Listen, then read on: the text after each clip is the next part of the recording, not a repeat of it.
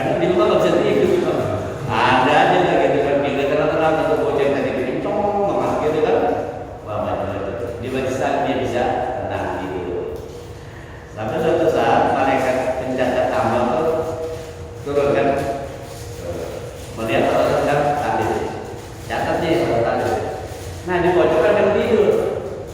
Kata malaikat, ya kan, kalau ini gimana dia tidur kepalanya? Kata Allah, catat. Lah kan tidur, catat sama dengan orang yang gak tidur. Nah gimana bisa?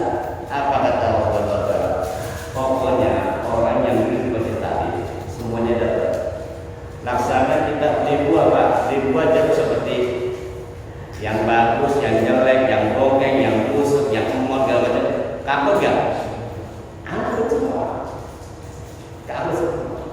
Makanya di majlis kami itu orang-orang yang duduk di sini, walaupun dia nggak dapat ilmunya, dapat berkah, dapat ketenangan. Dan orang yang meninggal di majlis kami, insya Allah matinya mati syahid. Ingat ya, kita niatkan karena mana ada orang naik haji di pojokan, orang mulai mati. Mereka hati-hati deh.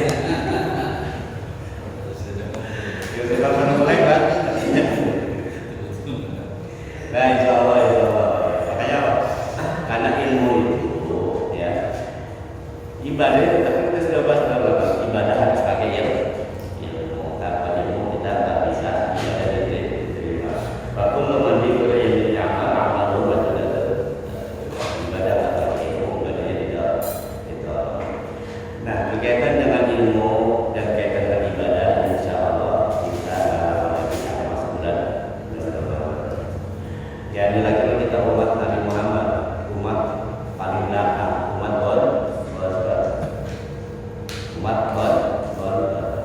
ya anak botot kan begitu, orang botot lah. Kerja ogah, nyambung males, maka nggak mau giliran makan paling lainnya. Kan gitu anak botot. Apa-apa ngambek, gitu kan? Ya sedikit duit maunya paling banyak. Kalau orang tua kaya, atau yang meninggal, paling gede tuh anak botot. Cuma kalau orang tuanya belangsak, paling susah anak botot. Ya karena anak botot dia begitu sama umat Nabi Muhammad nih, ditanya anak botot, ya kan? Salat balas-balasan, baca Quran ogah, puasa juga terpaksa, kalau puasa sedekah nggak pernah mati pengen masuk, gitu kan sih? Nah, anak botot begitu. Cuma biasa anak botot paling bisa. Makanya Muhammad Nabi Muhammad dibanding umat-umat yang lain, umat yang ada di sebelumnya, umat Nabi Muhammad itu umat yang paling bisa Allah Subhanahu wa Ta'ala. Salah satu contoh sayangnya apa? Allah kasih kesempatan waktu-waktu tertentu yang diberikan kepada umat Nabi Muhammad, diberikan kepada kita semuanya untuk bisa beribadah dan amalnya Allah lipat gandakan. Penggandaan amal, penggandaan uang nih, penggandaan. Mana contoh bukti sayangnya Allah? Salah satunya Allah kasih 3 bulan yang mulia. Dimana kalau 3 bulan itu kita beramal di situ, ibadah di situ, Allah lipat gandakan pahalanya. Yaitu bulan Rajab, bulan Sya'ban dan bulan Ramadan. 3 bulan berturut-turut hanya diberikan kepada umat Nabi Muhammad. Bahkan 3 bulan ini selalu tertulis di dalam doa kita. Allahumma barik lana fi Rajab wa Sya'ban wa balighna Ramadan. Waghfir dzunubana wa hasib maqasidana. Sebenarnya doa itu kurang sempurna ya. Ada kalau Allah barik lana fi Rajab wa Sya'ban wa balighna Ramadan. Terus di Ramadan mau ngapain? Pasti ditambahin. Allahumma barik lana fi Rajab wa Sya'ban wa balighna Ramadan li siyam wal qiyam. Ya Rabb, berkahkanlah, berikanlah kami keberkahan pada bulan Rajab, bulan Sya'ban, dan sampaikan kami di Ramadan.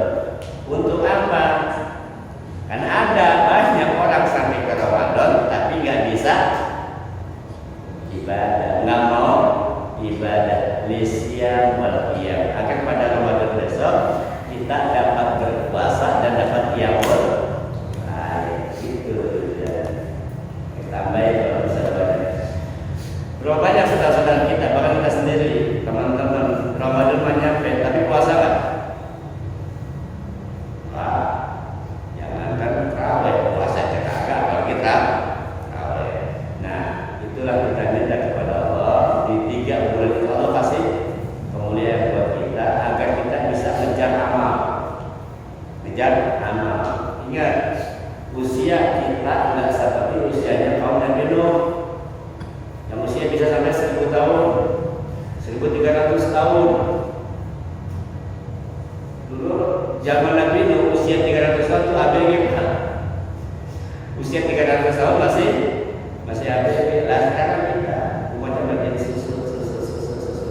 Nah, untuk menandingi amal ibadah umat-umat terdahulu, maka amal ibadah dilipat ibadahnya.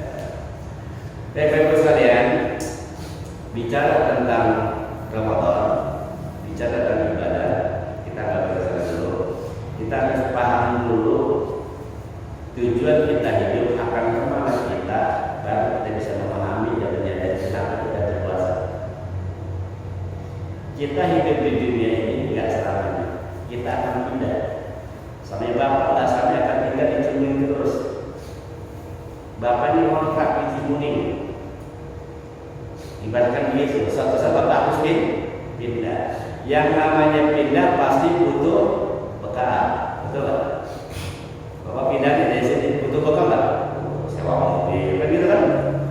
Sewa mobil, peralatan, kita butuh bekal. Kita ini hidup akan pindah. Kemana pindahnya kita? Ke akhirat. Nggak ada tuh yang namanya orang hidup abadi di dunia. Kalaulah ibadah itu menyebabkan orang umurnya panjang, Nabi Muhammad adalah orang yang paling berhak umur paling panjang. Kalau Nabi Muhammad juga meninggal.